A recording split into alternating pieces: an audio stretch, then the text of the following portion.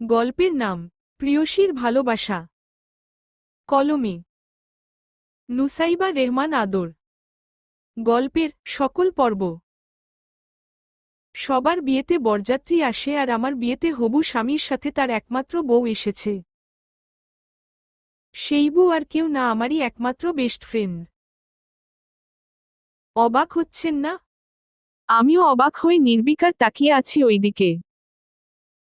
উপস্থিত সবাই ও চমকে আছে, সবার চেহারাই বলে দিচ্ছে। লিয়ার পেটটা অনেকটা উঁচু, হয়তো অন্তঃসত্ত্বা। আচ্ছা আয়ান ভাইয়া বিবাহিত হলে আমার সাথে এতদিন প্রেমের নাটক কেন করল? আবার আমার ইমোশন নিয়ে কেন খেলা করল? আমি রওনাককে বিয়ে করতে পারবো না বাবা, আমার স্ত্রী আছে আর সে আমার হবু সন্তানের মা হতে চলেছে। তোমার যদি রওনাককে বিয়ে করার ইচ্ছা ছিল না তাহলে এত নাটকের কি প্রয়োজন ছিল? সে যাই হোক, আমি পারবো না বিয়ে করতে, মানে পারবো না।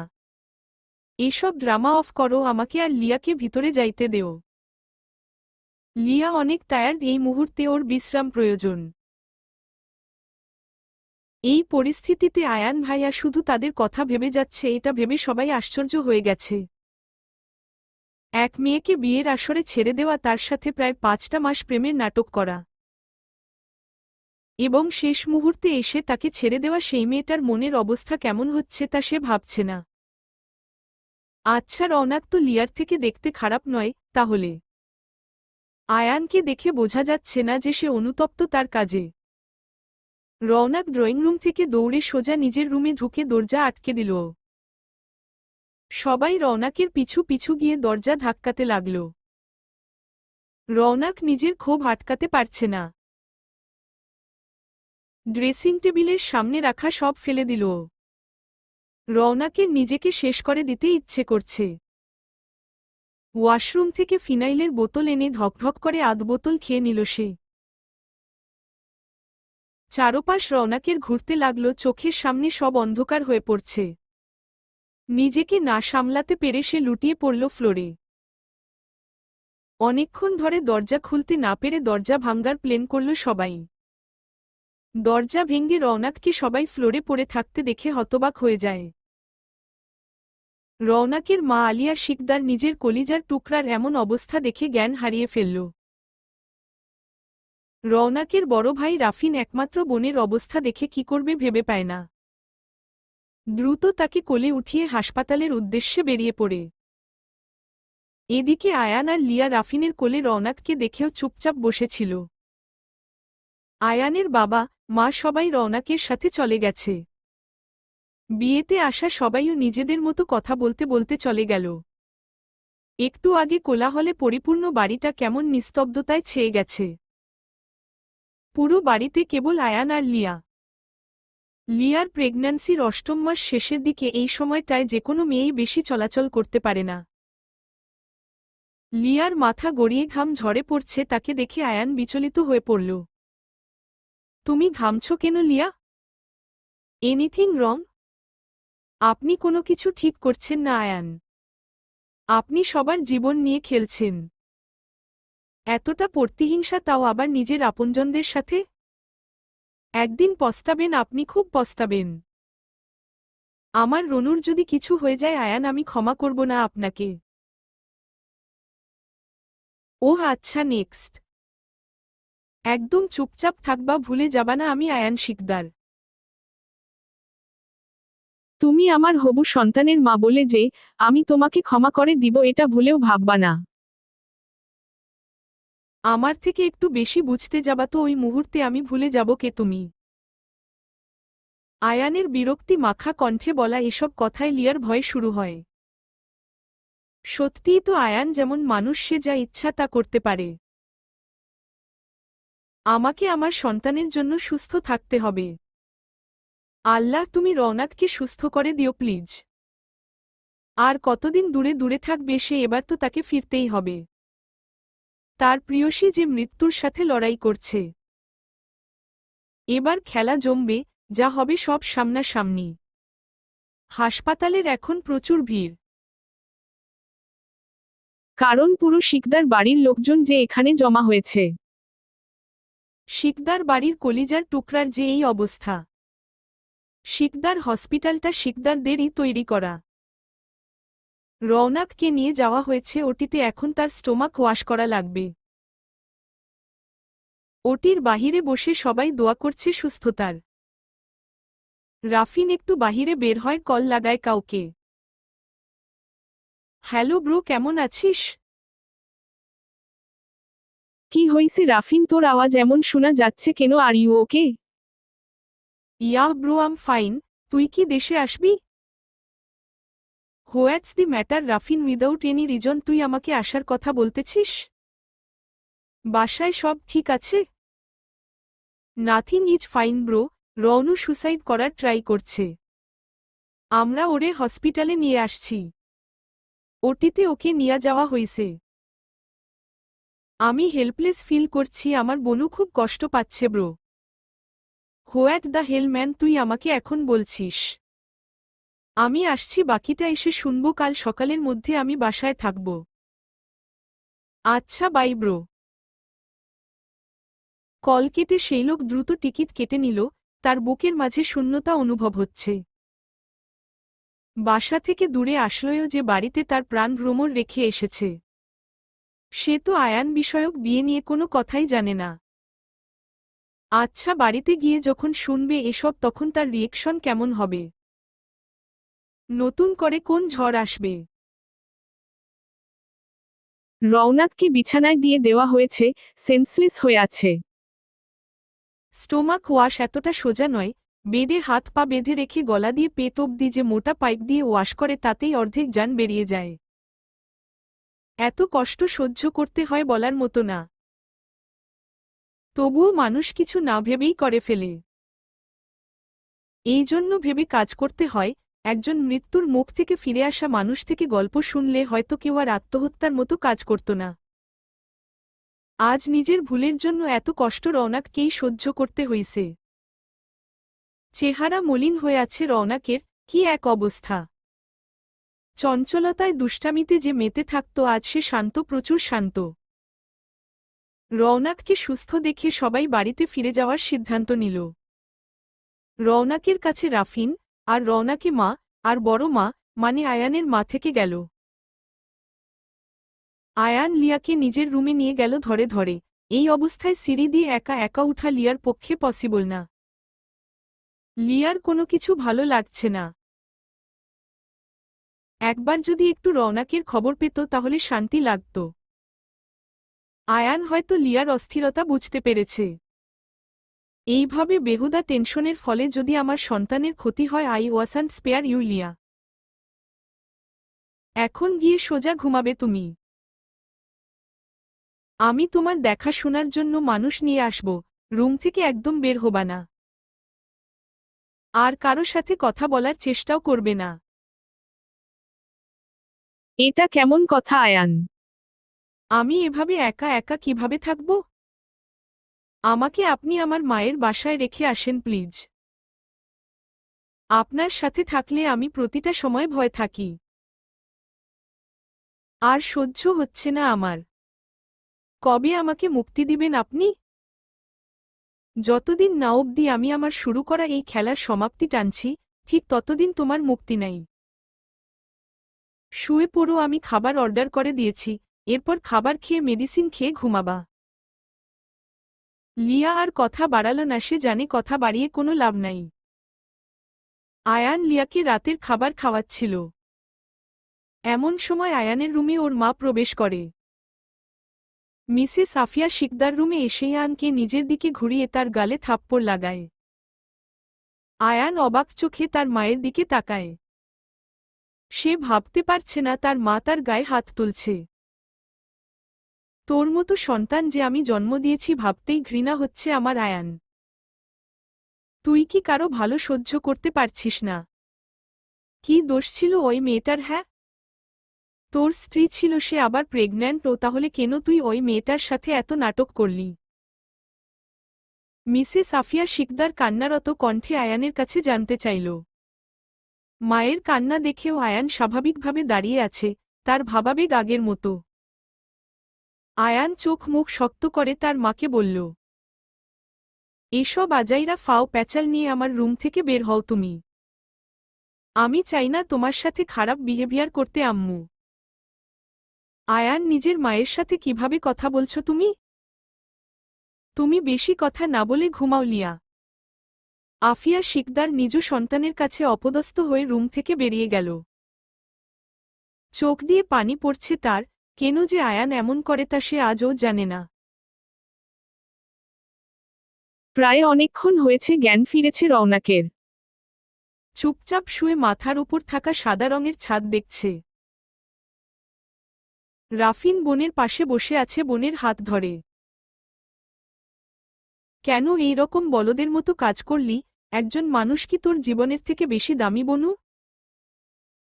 আমাদের মা থেকেও সে বড় হলো তোর কাছে। তুই জানিস তুই যখন আম্মুর পেটে ছিলি তখন আম্মু খুব অসুস্থ থাকত, ডাক্তার বলেছিল যে একজনকে বাঁচাতে পারবে, তখন আম্মু তোকে বেছে নিয়েছিল। আল্লাহের দয়ায় আম্মু আর তুই দুজন সুস্থ হয়েছিস তখন। যে মা নিজের কথা না ভেবে তোর কথা ভেবেছে তুই তখন এই দুনিয়াতে ছিলি না। আজ এই রকম এক কাজ করলি মা বাবার কথা না ভেবে। রওনাক নিজের করা ভুলে লজ্জিত। ভাইয়ের দিকে তাকানোর মতো সাহস পাচ্ছে না সে। সে রাগের বশে খুব বড় এক ভুল করে ফেলেছে। আমাকে ক্ষমা করে দে ভাইয়া। আমার রাগে মাথা কাজ করছিল না, আমি কি করতাম তখন? এইভাবে সবার সামনে আমাকে হাসির পাত্রী বানিয়ে কিভাবে অপমান করল। আমাকে ভালো যদি নাই বাসত আগেই বলে দিত, সে তা না করে সে এই কাজ করল। আর লিয়া কিভাবে এসব করল ভাইয়া? সে না তোমাকে ভালোবাসত? রওনাকের কথায় রাফিনের চোখ ছলছল করে উঠল, তবুও বোনের সামনে নিজেকে শক্ত প্রমাণিত করতে অন্যদিকে তাকিয়ে নিজেকে কন্ট্রোল করল। এসব বাদ দে বনু, কাল সকালে একটা সারপ্রাইজ আছে তোর জন্য। আশা করি তোর পছন্দ হবে। মজা নিচ্ছ আমার সাথে ভাইয়া? আমাকে সারপ্রাইজ? হা। আচ্ছা ভাইয়া, যেই বাসায় আয়ান আর লিয়া আছে ওই বাসায় আমরা কিভাবে থাকব? আমি বাসায় গিয়ে বাবার সাথে কাল কথা বলবো ও বাড়ি থেকে আলাদা হওয়ার। অনেক রাত হয়েছে, ঘুমা। রাফিন কেবিন থেকে বের হয়ে বাড়িতে কল দিল ও তার বড় আম্মুর কাছে। হ্যালো রাফিন, বল, ওখানে সব ঠিক আছে তো? হ্যাঁ বড় আম্মু, বনু সবাই ঠিক আছে। এখন ঘুমাচ্ছে, তুমি টেনশন নিও না। আর শুনো, কাল সে বাড়িতে ফিরছে, সাথে তো বনুকে নিয়ে আমরা আসছি। আমাদের ওয়েলকাম জানাতে যেন কোনো ত্রুটি না হয়। সত্যি বলছি, শো আসবে, বাবা তোকে বলছে। এত খুশি আমি কই রাখব। শিকদার বাড়ির দুই কলিজার টুকরা কাল আসবে আর তাদের স্বাগত জানাতে ত্রুটি থাকবে, সেটা কিভাবে হয়? চিন্তা করিস না, সব সুন্দরভাবে হয়ে যাবে। ধন্যবাদ বড় আম্মু। সকাল থেকে শুরু হয়েছে হইচই শিকদার বাড়িতে। বাড়ির বড় ছেলে আজ বাড়িতে ফিরবে, এতগুলো বছর পরে আনন্দে আছে। আর রওনাক ও তো বাড়িতে আসবে সুস্থ হয়ে, ডাবল সেলিব্রেশন আজ। বড় ভাবি, আজ আমি সমুদ্রের পছন্দের সব খাবার রান্না করব। তুমি তো করলে। হ্যাঁ কর তাহলে, ছেলে আমার তোর হাতের খাবার খেয়ে খুব পছন্দ করে ছোট। আর বইল না ভাবি, ছেলেটাকে দেখার জন্য অনেকদিন ধরে অপেক্ষা করছি আর আজ তা সার্থক। তবে ছোট বাড়ির এসব খবর কানে গেলে ওর কি হবে বুঝতে পারছিস। আমরা ওর আমানতের খেয়ান্ত করতে গিয়েছিলাম। ও যদি জানতে পারে তাহলে আমাদের কারো সাথে কোনো সম্পর্ক রাখবে না। এভাবে বলো না ভাবি, যাই হোক ওকে এসব এখন জানানো যাবে না। তুমি খেয়াল রাখিও। বাড়ির বাহিরে গাড়ি আসার আওয়াজ পেয়ে দুই জালের কথা থেমে যায়। দ্রুত কিচেন থেকে হাত ধুয়ে বেরিয়ে পড়ে ছেলেকে দেখতে। শামীম শিকদার, পিয়াস শিকদার ও তাদের দুই স্ত্রী দরজায় দাঁড়িয়ে আছে সমুদ্রের জন্য। সমুদ্র হল শামীম শিকদার ও আফিয়া শিকদারের বড় ছেলে। আয়ানের বড় ভাই। সমুদ্রের পুরো নাম সাফওয়ান সমুদ্র শিকদার। পিয়াস শিকদার ও আলিয়া শিকদারের বড় ছেলে রাফিন শিকদার ও একমাত্র মেয়ে প্রিয়সী রওনাক শিকদার। বাড়ির সবাই আদর করে রওনাক, রনু, রওনু বলে ডাকে। আয়ান ঘুমিয়েছিল। সবার হইচইয়ের আওয়াজ পেয়ে লিয়া ধীরে ধীরে হেঁটে বেলকনিতে এসে দাঁড়ায়।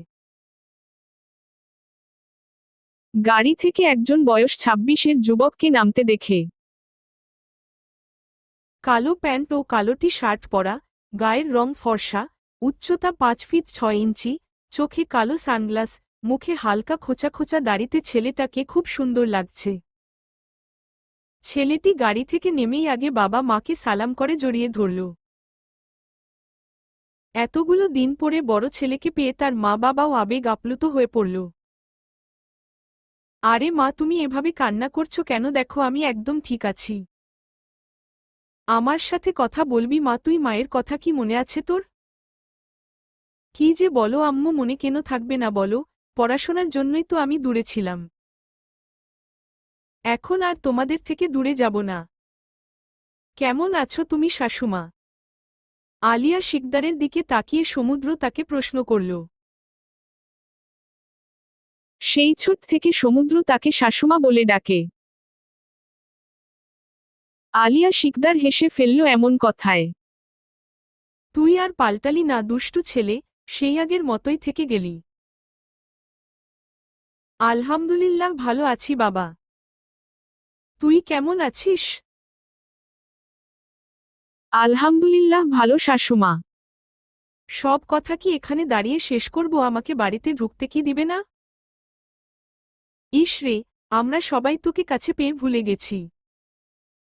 চল চল তাড়াতাড়ি। সবাই সমুদ্রকে নিয়ে বাড়ির ভিতরে গেল। এতক্ষণ এসব কিছু অবাক চোখে দেখছিল লিয়া। উপর থেকে স্পষ্টভাবে সব কথা শোনা যায় না, তাই সে তাদের কথোপকথন শুনতে পায় নাই।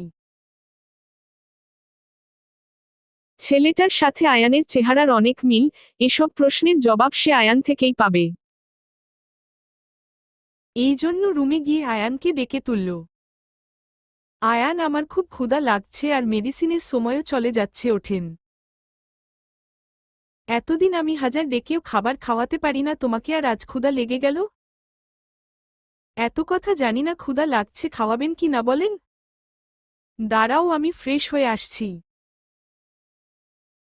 আয়ান নিচ থেকে অনেক সুন্দর ঘ্রাণ আসছে খাবারের, আমাকে কি ওখানে খেতে নিয়ে যাবেন? লিয়া খুব শান্ত কণ্ঠে আয়ানকে কথাটি বলল। আয়ান লিয়ার দিকে এক পলক তাকালো। লিয়ার মন খারাপ। লিয়ার ফেস রিয়াকশন দেখে আর না করতে পারল না আয়ান।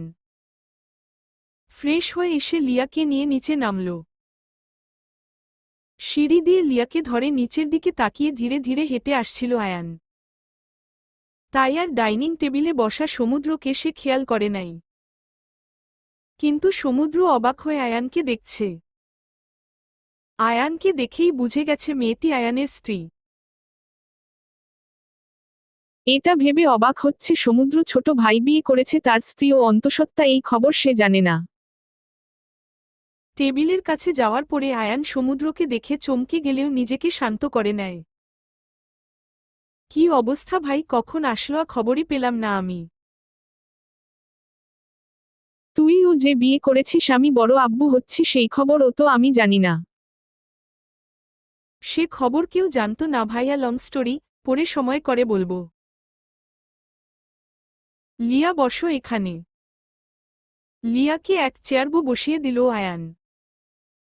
বাহ ভাই, তুই তো অনেক বদলে গেছিস। সময় সবাইকে বদলে দেয় ভাই। খেয়েছো তুমি? ছোট আম্মু, লিয়ার অনেক ক্ষুধা পেয়েছে তোমাদের রান্নার স্মেলে। মেয়েটাকে আগে খাবার দেও, তোমরা আমাকে পরে দিলেও হবে। সমুদ্রের কথায় মিসেস আলিয়া শিকদার খাবারের প্লেটে খাবার বেড়ে দেয়, লিয়ার সামনে দেয়। মেয়ের বেস্ট ফ্রেন্ড ছিল লিয়া, সেই হিসেবে কম আদর করত না মেয়েটাকে। মাঝখানে কোথায় গায়েব হয়ে গিয়েছিল কেউ জানত না। মেয়েটার এই পরিস্থিতিতে দেখে খুব মায়া লাগে তার। কেমন আছো তুমি লিয়া? আলহামদুলিল্লাহ ভাইয়া, আপনি? আলহামদুলিল্লাহ। খাবার খেয়ে নেও, নিজের যত্ন নিও। এই বাড়ির সবাইকে নিজের আপনজন ভাববে। যখন যা প্রয়োজন হবে বাড়ির যে কোনো সদস্যকে বলবে। জি আচ্ছা। তুই দাঁড়িয়ে আছিস কেন, বসো, তুইও নাস্তা কর। না তোমরা করো, আমি বাহিরে করব। লিয়াকে মেডিসিন খাইয়ে দিয়েই আমি বের হব। একদিন বাহিরে নাস্তা না করলে কিছু হবে না, আজ আমি আছি, আমার সাথে করেনি। বাড়ির কেউ বলতেও পারছে না যে আয়ান এই বাসায় থাকে ঠিকই, কিন্তু খাবার এই বাসায় খায় না। নিজের মতো একা একা থাকে, বাড়িতে থেকেও না থাকার মতো। আয়ান তো মনে মনে বেজায় খুশি সমুদ্র আশায়। আয়ানের প্ল্যানগুলা যে কাজে লাগছে ভেবেই। তাই সে আর না করল না, খাবারের টেবিলে বসে পড়ল। তখন রাফিন ও রওনাককে নিয়ে বাড়িতে ঢুকে খাবার টেবিলে নিয়ে সমুদ্রের পাশের চেয়ারে বসিয়ে দিল। রওনাক অন্যমনস্ক থাকায় খেয়াল করল না সমুদ্রকে। সমুদ্র তা খেয়াল করে দেখে রওনাকের হাতে একটা চিমটি কাটল। ব্যথায় চোখমুখ কুঁচকে পাশে তাকিয়ে স্তব্ধ হয়ে গেল রওনাক। চোখ বড় বড় করব তাকিয়ে আছে সে। এভাবে চোখ বড় বড় করে ডাইনি মার্কা লুক কেন দিচ্ছিস প্রিয়সী? কি আর করবে ভাইয়া, ফিনাইল খেয়ে সুইসাইড করার চেষ্টা যে করে সে ডাইনি ছাড়া আর কি হতে পারে। খবিশ মানুষজনে ভরে গেছে আমাদের বাড়ি। আয়ান হচ্ছেটা কি? এটা কোন ধরনের কথা? আয়ানের এই খোঁচা দিয়ে বলা কথাটায় খুব কষ্ট পেল রওনাক। আয়ানের পাশে লিয়াকে দেখে তার অনেক খারাপ লাগা অনুভব হচ্ছে। রওনাক ভাবতে পারে নাই এইভাবে কথা শোনাবে আয়ান তাকে। এর মধ্যে আবার সমুদ্রকে দেখে রওনাকের মাথা ঘুরছে। রওনাকের কোলে মাথা রেখে শুয়ে আছে আয়ান। আয়ানকে রওনাকের কোলে মাথা রেখে শুয়ে থাকতে দেখে চোখ বড় বড় করে তাকিয়ে আছে সমুদ্র। রওনাক আয়ানের মাথায় হাত বুলিয়ে দিচ্ছে। সমুদ্র এই দৃশ্য দেখে হতবাক হয়ে তাকিয়ে আছে তাদের দিকে। ওই সময় সমুদ্রের খালাতো বোন সামায়রাও সেখানে উপস্থিত হয়। সেও এইসব দেখে চিৎকার করে ওঠে। রওনাক, আয়ান ভাইয়া, কি হচ্ছে এখানে? সামাইরার চিৎকারে রুম থেকে বেরিয়ে আসে লিয়া, আর বাড়ির সবাইও দ্রুত ওখানে এসে পড়ে। প্রথমে সামাইরার চিৎকারে রওনাক হকচকিয়ে গেলেও পরে তার কোলে আয়ানকে দেখে সেও আশ্চর্য হয়ে যায়। আয়ান ভাইয়া, আপনি এখানে? আয়ানকে অবাক হয়ে প্রশ্ন করে রওনাক। এসব দেখার পরে বাড়ির সবাই এইভাবেই অবাক হয়েছে, আর সাথে রওনাকের প্রশ্ন শুনে তো আরও। তোমার কোলে আয়ান ভাইয়া মাথা রেখে শুয়ে আছে আর তুমি তার মাথায় বিলি কেটে দিচ্ছিলে। আমি আর সমুদ্র ভাইয়া নিজের চোখে এসব দেখছি। আর এখন তুমি আবার জিজ্ঞেস করো সে এখানে কি করে? এখানে কি কোনো ফিল্মের শুটিং চলছে নাকি রওনাক? সামায়রার প্রশ্নে অনেক অপমানবোধ করল রওনাক। সে বুঝতে পারছে সামায়রা কোন ইঙ্গিতে তাকে এই কথা বলল। লজ্জায় মাথা নিচু করে ফেলল সে। রওনু, তুমি কাজটা একদম ঠিক করো নাই, আজকের পরে যাতে এইসব না দেখি। সমুদ্রের মায়ের কথায় রওনাক আকাশ থেকে পড়ল। সবাই যে তাকে ভুল বুঝছে। বড় আম্মুর দৃষ্টিতে সে আজ অন্য কিছু দেখতে পাচ্ছে। আমি জানি না আম্মু, বিশ্বাস করো আয়ান ভাইয়া এখানে কি করছে। মিথ্যে কেন বলছিস তুই রণ? আমি রুমে যাচ্ছিলাম আর তুই আমাকে ডেকে বললি যে তোর কোলে মাথা দিয়ে শুতে, তুই আমার চুলে বিলি কেটে দিবি। পরিবারের সব সদস্যের সামনে এই রকম কথা শুনে লজ্জায় কারো দিকে তাকাতে পারছে না রওনাক। চোখ বেয়ে পানি পড়ছে রাগে। ঘৃণা হচ্ছে প্রচণ্ড তার আয়ান নামক ব্যক্তির উপর। তা আয়ান, সে আপনাকে বলল আর আপনিও তাকে না বলতে পারলেন না? সবাই যে যার কাজে যান, সামান্য বিষয়টাকে এতবড় করে দেখার মতো কিছু হয় নাই। ছোট বোন বড় ভাইয়ের চুল বিলি কেটে দিতেই পারে। লিয়ার কথায় সবাই চলে গেল। রওনাককে ওর মা রওনাকের রুমে নিয়ে গেল। সেখানে দাঁড়ানো আছে সামায়রা, সমুদ্র, আয়ান এবং লিয়া। তোমার হাসবেন্ডের এক মেয়ের সাথে দেখেও তুমি এত স্বাভাবিকভাবে আছো কিভাবে ভাবি সব জেনেও? দেখে রেখে জামাইকে রনের মতো মেয়ের থেকে। ওয়েট আ মিনিট, রনের মতো মেয়ে মানে? তোমার কথার মানে বুঝলাম না। শুনো সামায়রা, যে বাড়িতে দাঁড়িয়ে আছো সেটা ও রওনাকের বাড়িতে। রওনাককে আমি অনেক আগে থেকে চিনি, সে কেমন? তুমি এইটুকু কথাকে এত বাড়াচ্ছ কেন আজব? নিজের চরকায় তেল অন্যের ব্যাপারে নাক না গলিয়ে। তুমি আমার বোনের সাথে কিভাবে কথা বলছ লিয়া? সামায়রা যেমন তোর খালাতো বোন রওনাক, ও কিন্তু তোর চাচাতো বোন, ভুলে যাস না আয়ান। একজনকে সম্মান দিবি অন্যজনকে ছোট করবি, এটা তো হয় না। আমি বাড়িতে ছিলাম না, কি হয়েছে না হয়েছে আমি কিছুই জানি না, তাই কিছু বলতে পারলাম না। তবে প্রিয়সীকেও আমি ভালোভাবে চিনি, সে তোকে তার কোলে দেখে ততটাই অবাক হয়েছে যতটা আমরা হয়েছি। আজ কিছু বললাম না, এরপর এমন কিছু আমার সামনে হলে ভালো হবে না আয়ান। আর সাময়রা সামান্য বিষয়কে এত বাড়িয়ে মানুষের সামনে উপস্থাপন করেছি, সেজন্য তোকে কিছু বলবো না এমন নয়, আমি মেয়েদের গায়ে হাত তুলি না। বেড়াতে এসেছি, ভদ্র মানুষ হয়ে থাক। লিয়া, আয়ানকে নিয়ে রুমে যাও তুমি।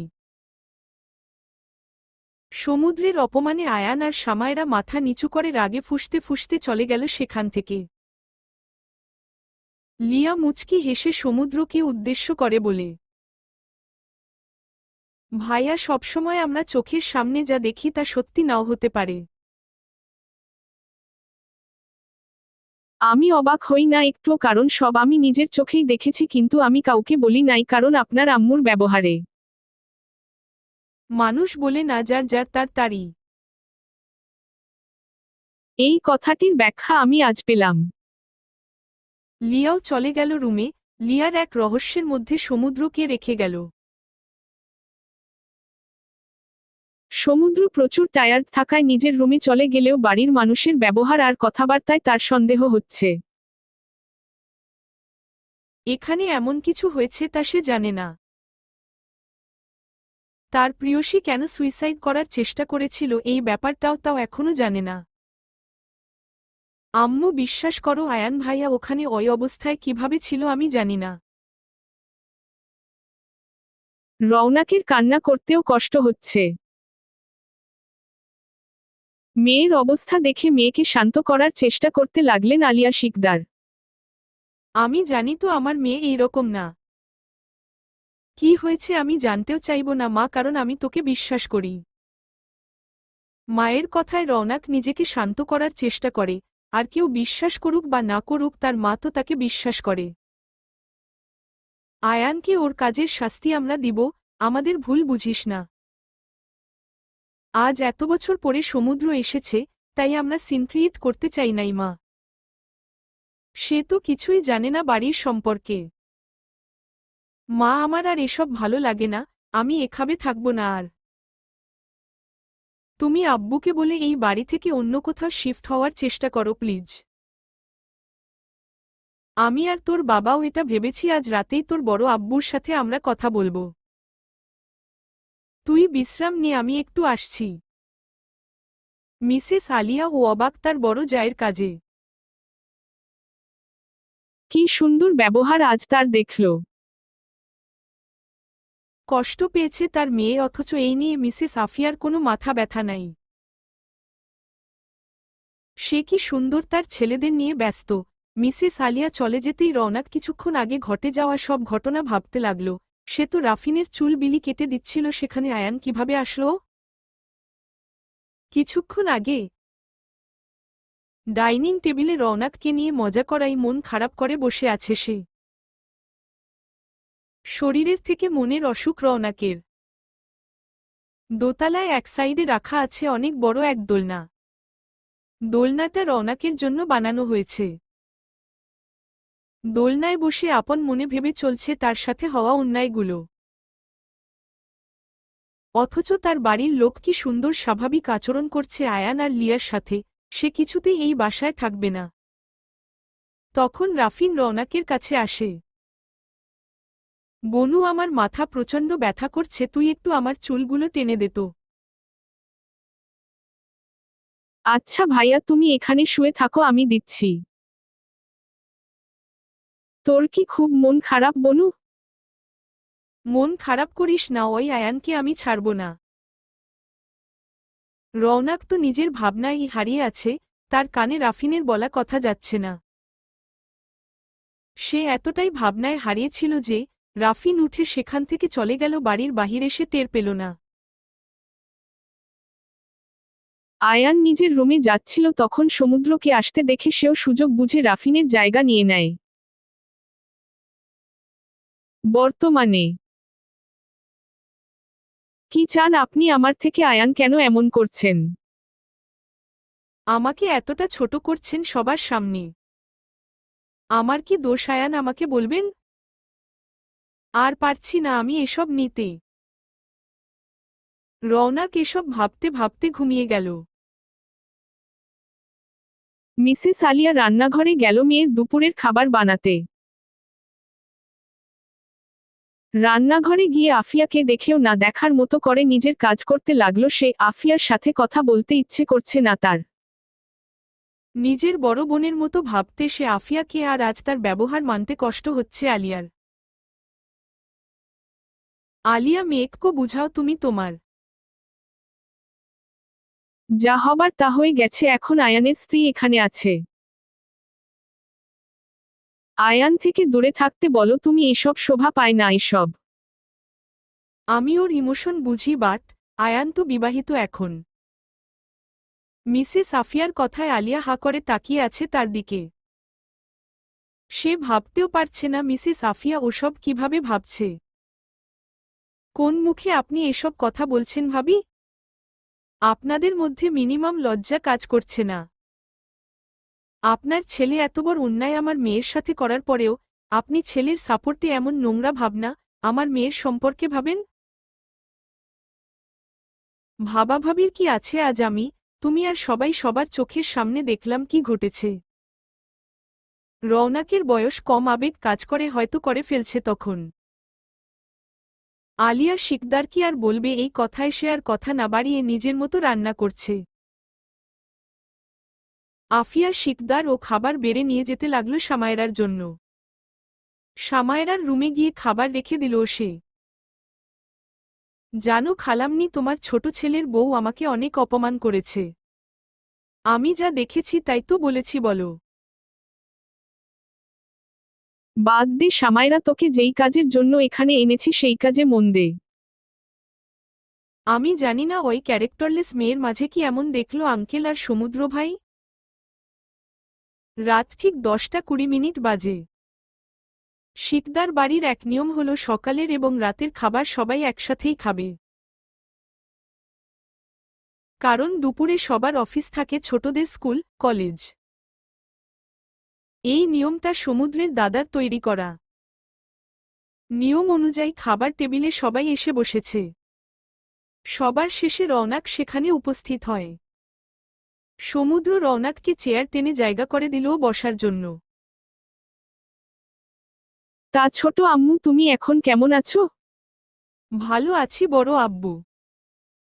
শামীম শিকদারের প্রশ্নে মৃদু স্বরে জবাব দিল রওনাক। পিয়াস শিকদার এবার নরম গলায় বড় ভাইকে উদ্দেশ্য করে বলল, ভাইয়া, আমি একটা কথা জানাতে চাই আপনাদের। কি কথা বলো? আমি সিদ্ধান্ত নিয়েছি যে আগামী 7 দিনের মধ্যে আমরা ঢাকা শিফট হব। প্রিয়সীকে ঢাকার কলেজে অ্যাডমিশন নিয়ে দিব। তাই আমি আমার সন্তান ও স্ত্রীকে নিয়ে আলাদা হয়ে যেতে চাচ্ছি। শামীম শিকদার ভাতের লোকমাটা মুখে দিতে নিয়েছিল, ওই সময়ে ছোট ভাইয়ের কথা শুনে হাত থেকে প্লেটে পড়ে গেল। অবাক চোখে ভাইয়ের দিকে তাকাল সে। সমুদ্র সবথেকে বেশি অবাক হয়ে আছে এই কথায়। ছোট আব্বু কেন হঠাৎ আলাদা হওয়ার সিদ্ধান্ত নিল? সমুদ্রের মায়ের কোনো রিয়াকশন নাই, সে স্বাভাবিক ভঙ্গিতে খেতে লাগল। এই সিদ্ধান্ত নেওয়ার কারণ জানতে পারি আমি পিয়াস? আর কিছু জানার বাকি আছে আপনার? ভাইয়া সবকিছুই জানেন আপনি। আপনার ছোট ছেলের জেদ আর আপনার রিকোয়েস্ট রাখতে আপনার সব কথায় বিনা বাক্যে রাজি হয়েছিলাম। তারপর কি হলো? আমার মেয়ের জীবন নিয়ে টানাটানি ভাইয়া। আজকে সকালে সে বাসায় এসেছে, এরপর ওর ওপর আরও মানসিকভাবে প্রেশার দেওয়া হলো।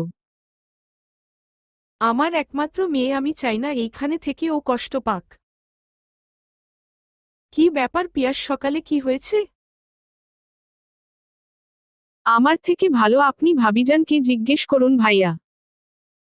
সমুদ্রের মা, পিয়াস, আলিয়া, তোমরা আমার রুমে আমার জন্য অপেক্ষা করো, যাও। শামীম শিকদারের কথায় সবাই উঠে চলে গেল। বাবা, বাড়িতে কি এমন হয়েছে যে আমি জানি না?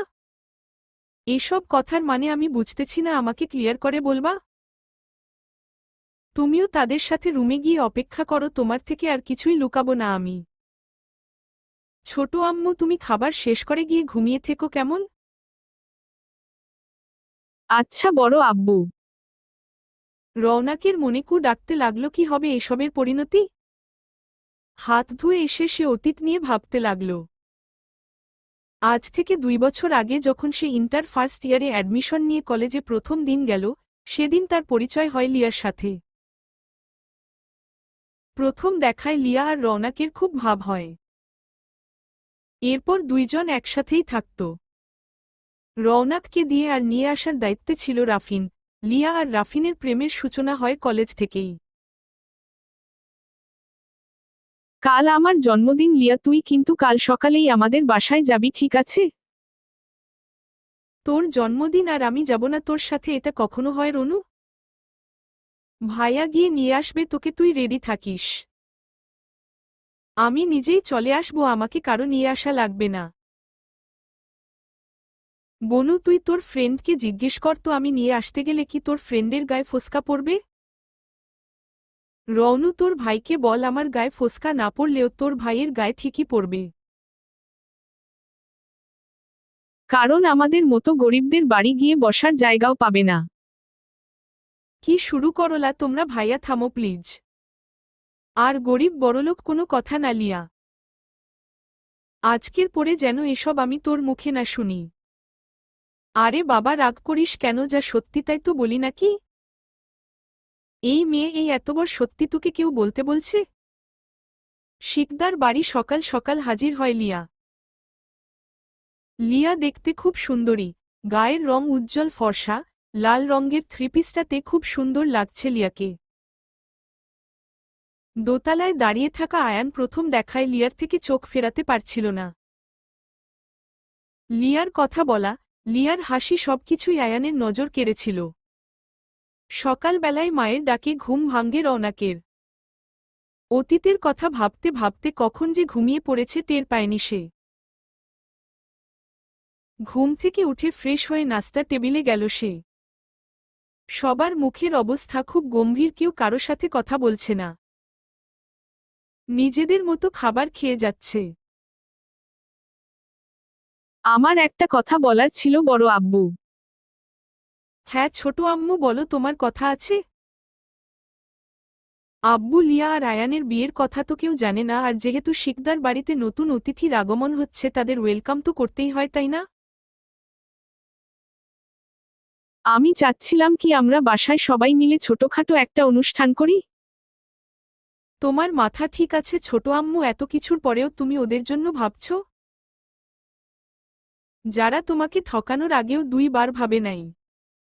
আমি আয়ান আর লিয়াকে বাড়ি থেকে বের করি নাই, কারণ লিয়ার অবস্থার কথা ভেবে। যেহেতু তোমরা তাকে কিছুই বলো নাই, তাই এখন আর আমার জন্য তোমাদের নিজেদের মধ্যে ঝামেলা করার প্রয়োজন নাই বড় আব্বু। আমার কপালে যা ছিল তাই হয়েছে। সমুদ্র এতক্ষণ নিচের দিকে তাকিয়ে শুধু নিজের মতো করে খেয়ে গেছে। খাওয়া শেষ করে সে বলে, তোকে এত না ভাবলেও চলবে, অন্যের কথা নিজের কথা ভাব আগে। শুন, একটু পরে রেডি হয়ে থাকিস, আমি তুই আর রাফিন বের হব। কোথায় যাব আমরা? আমি যা বলেছি তা করবি তুই। এত প্রশ্ন তুই আমাকে কবে থেকে করিস? সাহস তো তোর ভালোই হয়েছে ফিনাইল খেয়ে। সমুদ্রের এই কাটকাট জবাব রওনাক হজম করতে পারল না। আসার পরে তো ভালোভাবেই কথা বলেছে সমুদ্র তার সাথে। রওনাক ভেবেছিল সমুদ্র চেঞ্জ হয়ে গেছে। কিন্তু এখন তো মনে হচ্ছে সমুদ্র আগের মতোই শয়তান মার্কা খাটাশি আছে। জি আচ্ছা, ভাইয়া। সমুদ্র উঠে যাচ্ছিল তখন তার বাবার কথায় থেমে গেল। তুমি অফিস কবে থেকে জয়েন করবে সমুদ্র? আপনাদের অফিসের কাজ আপনি আয়ানকে বুঝিয়ে দিন। আমার অফিসে জয়েন করার বিন্দুমাত্র ইচ্ছা নাই। তাহলে তুমি কি করবে নিজেদের অফিসে জয়েন না করে? এত পড়াশোনা করে কি তুমি মানুষের আন্ডারে কাজ করবে? কোনো কাজ ছোট নয়, এটা মনে রাখবেন। আর আমি কি করব তা আমার ভাবাই আছে, আমাকে নিয়ে আপনাদের না ভাবলেও চলবে। রাগের সাথে কথাগুলো বলে সমুদ্র ড্রয়িং রুম ত্যাগ করল। সবাই হতভম্ব হয়ে আছে সমুদ্রের আগের সেই রাগ দেখে। আয়ান আর আফিয়া শিকদার শয়তানি হাসি দিল। শামীম শিকদার অসহায়ভাবে সমুদ্রের যাওয়ার দিকে তাকিয়ে আছে। ছেলে কাল রাতে সব জানার পর থেকে এমন বিহেভ করছে, সে ভালোই বুঝতে পারছে। অপরদিকে উপর থেকে লিয়া ভালোভাবেই বুঝতে পারছে মা ছেলের মাথায় আবার কি ঘুরপাক খাচ্ছে। এদের প্রতি লিয়ার প্রচণ্ড ঘৃণা কাজ করে। ওই দিনটাকে লিয়া অভিশাপ দেয়, যেই দিন লিয়া এই বাড়িতে পা রাখে আর আয়ানের চোখ ওর দিকে যায়। রওনাক রুমে যাওয়ার সময় লিয়ার সামনে পড়ে যায়। লিয়া অসহায় চোখে তাকিয়ে থাকে রওনাকের দিকে। রওনাক লিয়ার চোখের দিকে তাকিয়ে বুঝতে পারে যার মধ্যে আছে একরাশ অসহায়তা আর অপরাধবোধ। লিয়া কিছু বলতে গিয়েও বলতে পারল না রওনাককে। এখন যে লিয়া কিছু বলতে পারবে না তার যে হাত পা বাঁধা। রওনাক লিয়াকে পাশ কাটিয়ে চলে গেল। ওখানে দাঁড়িয়ে থাকলে হয়তো রওনাকের রাগ আরও বেড়ে যাবে। সমুদ্রের কথা মতো রওনাক রেডি হয়ে গাড়িতে বসে আছে। কোথায় যাবে, কেনই বা যাবে তা সে জানে না। সমুদ্রকে প্রশ্ন করার মতো সাহসও তার হচ্ছে না। সমুদ্র এসে গাড়ি স্টার্ট দিল। তা পড়াশোনা করার কি ইচ্ছে আছে, নাকি নিজেকে ঘরবন্দি করে সারাজীবন রাখবি? আপনি আবারও সেই আগের মতো আমার সাথে কথা বলছেন? এই কয়দিন তো সেই কি সুন্দরভাবে বলতেন। এত কিছু করার পরেও তুই আমার কাছে আশা করিস আমি তোর বাতদের সাথে ভালোভাবে কথা বলবো? রওনাক কি উত্তর দিবে খুঁজে পেল না। সত্যিই তো সে এই মানুষকে আগে কিছু জানানো হয় নাই। যাই হোক প্রিয়, তুই কিন্তু ফিনাইল খেয়ে সুইসাইড করার ড্রামাটা খুব সুন্দরভাবে করেছিস। নাটকে জয়েন করতে পারিস তো তুই। সমুদ্রের কথা শুনে চোখ বড় বড় করে তাকিয়ে আছে রওনাক। রওনাককে এভাবে তাকাতে দেখে মুচকি হাসি দিল সমুদ্র।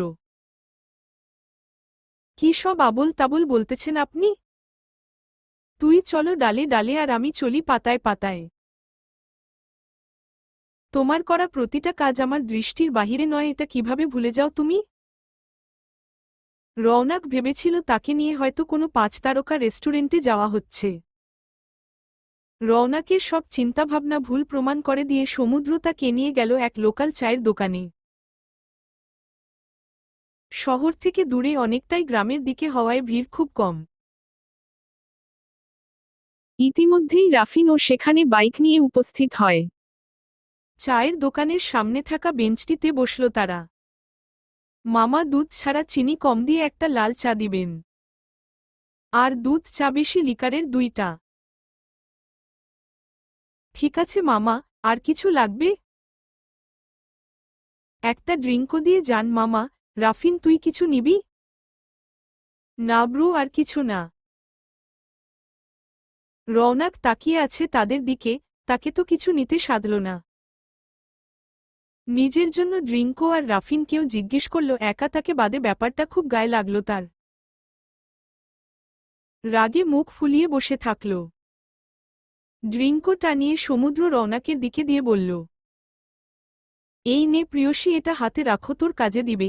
আর রাফিন ওরে রওনাক বইলা ডাক দেশ কেন ভাই?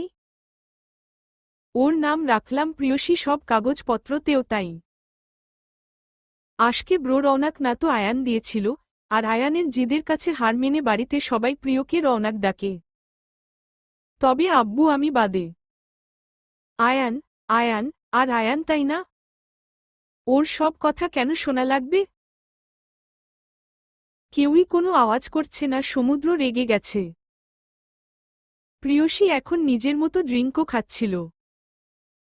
সমুদ্র এবার প্রিয়সীর দিকে তাকিয়ে বলল, তুই আমাকে বল যে তুই সুইসাইড করার চেষ্টার নাটক কেন করলি? ইভেন রাফিন তুই কেন সাপোর্ট দিলই? আব আসলো আব আমি এইসব তোতলানো আর আব আমি বাদ দিয়ে আসল কথায় আসো জলদি।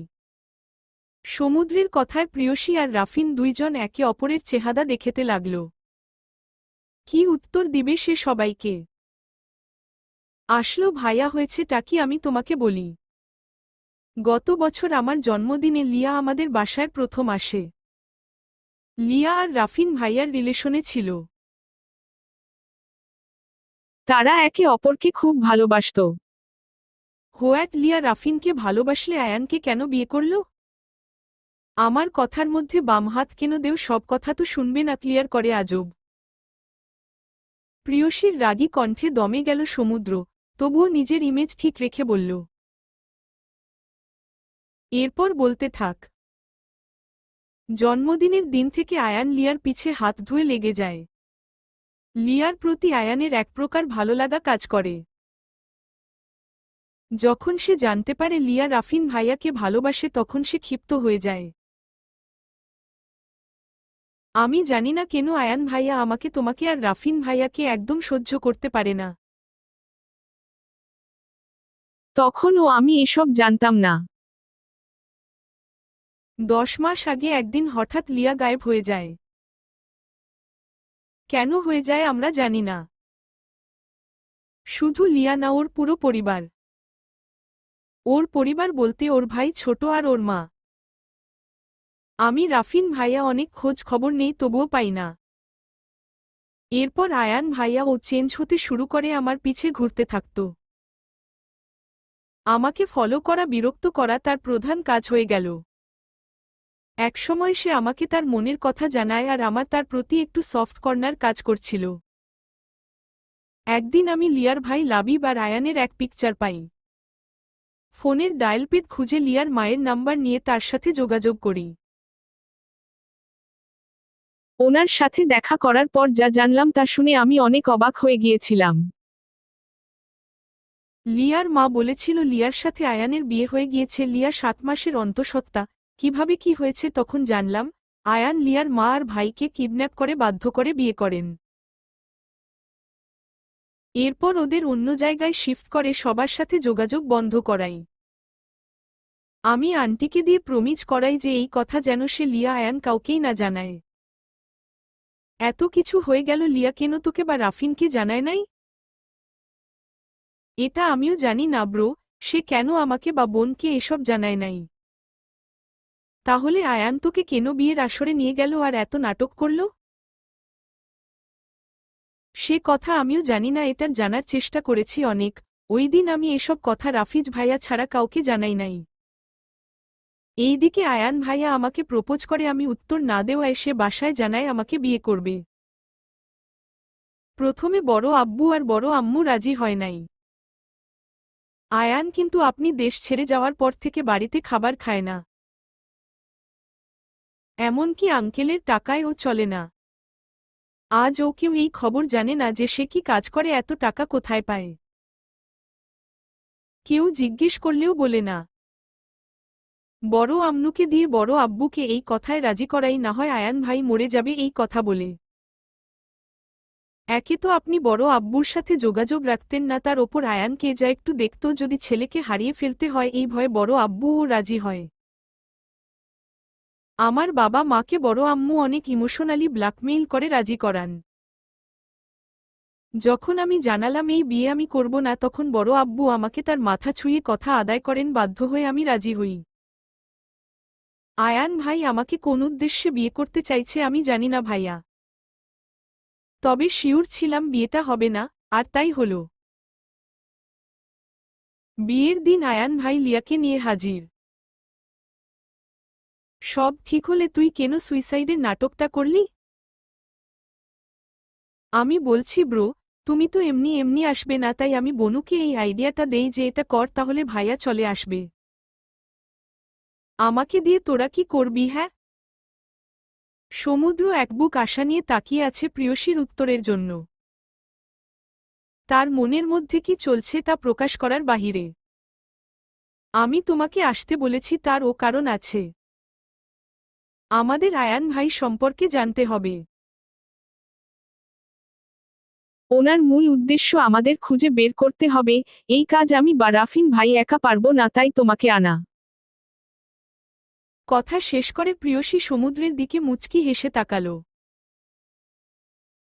সমুদ্র হতাশ দৃষ্টিতে তার প্রিয়র দিকে তাকাল।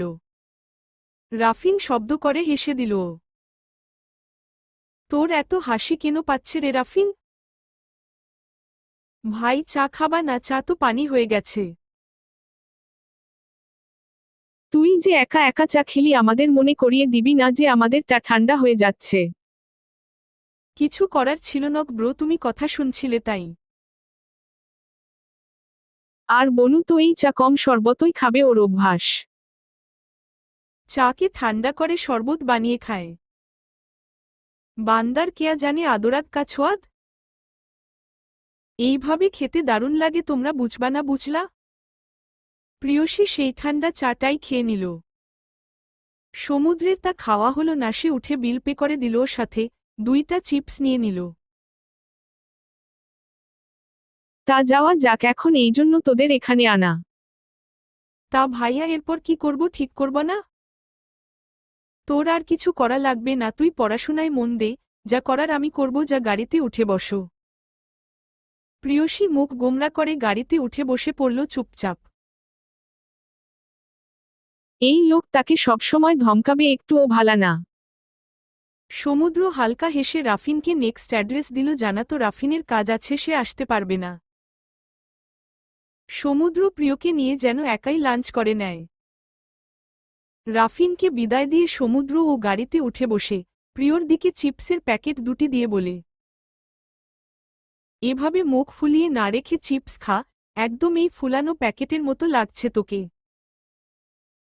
আমি জানি তো আমি একটু গুলুমুলু দেখে তোমাদের সবার হিংসা হয়, বুঝলা? করতে থাকো হিংসা, আমিও আর ডায়েট করব না। সমুদ্র অবাক হয়ে তাকিয়ে থাকে প্রিয়সীর দিকে, এই মাইয়া ডায়েট করছে এটাও শোনা লাগল। প্রিয়সী রাগী চোখে সমুদ্রের দিকে তাকিয়ে আছে, না পারে সে সমুদ্রকে তার রাগের আগুনে পুড়িয়ে ছাই করে দিবে। সমুদ্র তো মিটিমিটি হেসে যাচ্ছে। কি বললেন আমি ডায়েট করি, এটা শুন লাগলো মানে?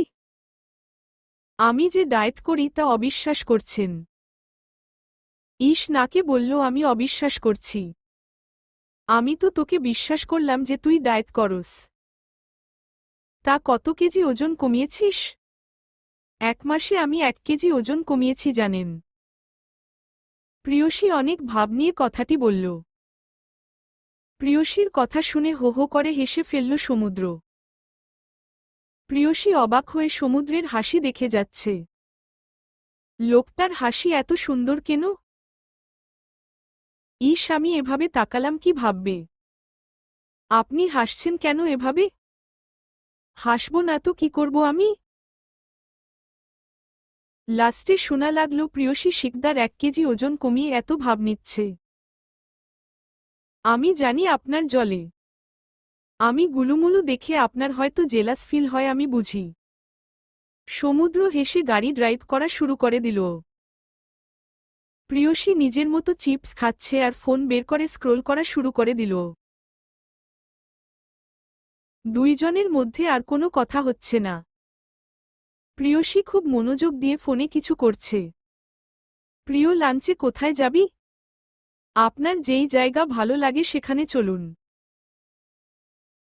মোবাইলে এত মনোযোগ দিয়ে করছিস? ভার্সিটি থেকে আমাদের অ্যাসাইনমেন্ট দিয়েছে, তা আমার ফ্রেন্ড ইনবক্সে শেয়ার করলো আমার সাথে। পড়াশোনা তো ছেড়েই দিয়েছিস।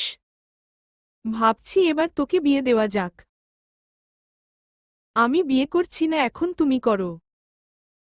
সময় হলেই দেখা যাবে। রেস্টুরেন্টের সামনে গিয়ে গাড়ি থামিয়ে প্রিয়সীকে বলল ভিতরে যেতে। সমুদ্র গাড়ি পার্ক করে আসবে। সমুদ্রের কথা মতো প্রিয়সীও রেস্টুরেন্টের মধ্যে ঢুকে সমুদ্রের অপেক্ষা করতে লাগল। প্রিয়সী বসে বসে মেনু কার্ড দেখছিল। তখন ওয়েটার এসে জানতে চাইল প্রিয়সী কি নিবে। ম্যাম কি অর্ডার করবেন? একটা cheese pasta, mushroom soup, pizza, burger, chocolate shake, ice cream, borhani. ও হ্যাঁ, fried rice, chicken fry, beef আর লাস্টে কোকাকোলা। আর কিছু ম্যাম? দাঁড়ান, আমার সাথে যে আছে উনিও তো অর্ডার দিবেন, আমি তো শুধু আমার অর্ডার দিলাম আপনাকে। ওয়েটার আর সমুদ্র হাঁ করে তাকিয়ে আছে প্রিয়সীর দিকে। সমুদ্র বসতে বসতে বলল, মাত্র এই কয়টা খাবার কি অর্ডার দিলই তুই প্রিয়? আর কিছু নিবি না? দেখছেন আমিও ভাবছি কম হয়ে গেছে, কিন্তু কি করব বলুন? আমি তো বেশি খাবার খেতে পারবো না, ডায়েট করছি তো তাই। থাক, 1 ঘন্টা পরে আমাকে পানিপুরি আর ফুচকা খাওয়াতে নিয়ে যাইয়েন। প্রিয়সীর কথায় ওয়েটারের কাশি শুরু হয়ে গেল আর সমুদ্র অবিশ্বাস্য চোখে দেখে যাচ্ছে। মাথায় হাত দিয়ে বসে আছে সমুদ্র। স্যার, আপনি কিছু অর্ডার করবেন? হ্যাঁ, আমার জন্য কফি আর একটা চিকেন স্যুপ দিন। ওয়েটার চলে যাওয়ার পর সমুদ্র প্রিয়সীকে বলে, প্রিয় তুই ঠিক আছিস? হ্যাঁ, আমার আবার কি হবে? ভাইয়া জানেন আমার ক্ষুধা কম লাগছে, যদি বেশি ক্ষুধা লাগতো না তাহলে আমি কতগুলা খাবার যে অর্ডার দিতাম আজ। এত খাবার অর্ডার দেওয়ার পরেও বলছিস তোর কম ক্ষুধা লাগছে? এর থেকেও আরও বেশি খাইতে পারিস। এত খাবার কোথায় যায় প্রিয়? এই আপনি আমার খাবারের দিকে একদম নজর দিবেন না ভাইয়া। আশ্চর্য, খাবার আবার কোথায় যাবে, আমার পেটুতে যায়। তুই কোন ডায়েট চার্ট ফলো করিস আমাকেও দিস। বাসায় আমার রুমে দেওয়ালে টানানো আছে, বাসায় গিয়ে দেখে নিন। চুপচাপ থাকেন, খাবার দিতে এত লেট করছে কেন? সমুদ্র মনে ভাবছে এই কম খাদকের পাল্লায় সে পড়েছে। আল্লাহ রে, এই মেয়ে এত খাওয়ার পরেও নাকি ক্ষুধা বেশি লাগে না। আমাকে 2 দিনে ফকির বানাবে। ওয়েটার খাবার দিয়ে যাওয়ার পর এক এক করে সব খাবার খেয়ে যাচ্ছে প্রিয়। সবগুলা আইটেম থেকে একটু একটু করে খাচ্ছে। সমুদ্র কফি খাওয়া শেষ করার 10 মিনিটের মাথায় তার চিকেন স্যুপ দিয়ে গেল। সমুদ্র নিজের খাবার রেখে প্রিয়র খাওয়া দেখে যাচ্ছে। কিভাবে খাচ্ছে প্রিয় দেখে মনে হচ্ছে কতকাল না খেয়ে আছে সে। সমুদ্র একটু খাওয়ার পর আর খেতে পারছে না। প্রিয়সীর খাওয়া শেষ, সে কোকাকোলায় এক চুমুক দিয়ে সমুদ্রের দিকে তাকাল। সমুদ্র ভাইয়া, আপনি যদি আপনার খাবার খেতে না পারেন তাহলে আমি আপনাকে সাহায্য করতে পারি। কিভাবে? আমাকে দিন, আপনি তো খেতে পারছেন না। আপনার উপর আমার খুব মায়া লাগছে ভাইয়া, তাই আপনার হয়ে স্যুপটা আমি খেয়ে নিব। না হলে এই কিউট চিকেন স্যুপ আপনাকে অভিশাপ দিবে। তুই খেতে পারবি? তোর পেটেতে জায়গা আছে? না তো, কিন্তু আমি এখন স্যুপ না খেলে স্যুপটা কান্না করবে। আচ্ছে নেখা। সমুদ্র বোকার মতো দেখেই যাচ্ছে প্রিয়কে। স্যুপ নাকি অভিশাপ দিবে, কান্না করবে। আবার স্যুপ কিউটও হয়, আর কত কি শোনা লাগবে। সমুদ্র নিশ্চিত পাগল হয়ে যাবে এই মেয়ের সাথে আর কিছুক্ষণ থাকলে। প্রিয়সী খাবার শেষ করে ঢেকুর তুলল।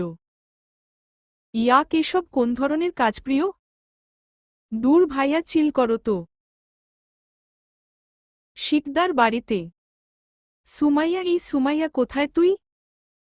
সামায়রার নাম চেঞ্জ করে সুমাইয়া রাখা হলো। এই যে খালা, আমি এখানে। তোকে কি এই বাসায় এনেছি ঢেং ঢেং করে ঘুরতে? আর সারাদিন বাড়ির বাহিরে থাকতে? আমি কি করব বলো, তোমার বড় ছেলে আমাকে পাত্তাই দেয় না। এত চেষ্টা করি। লজ্জা লাগে মা এসব বলতে? মেয়ে মানুষ কেন হয়েছিস? একটা ছেলেকে নিজের দিকে টানতে পারিস না? আমার দিকে তাকায় না তোমার ছেলে। যাই হোক, আয়ান ভাইয়ের প্ল্যান কি খালা কিছু জানো?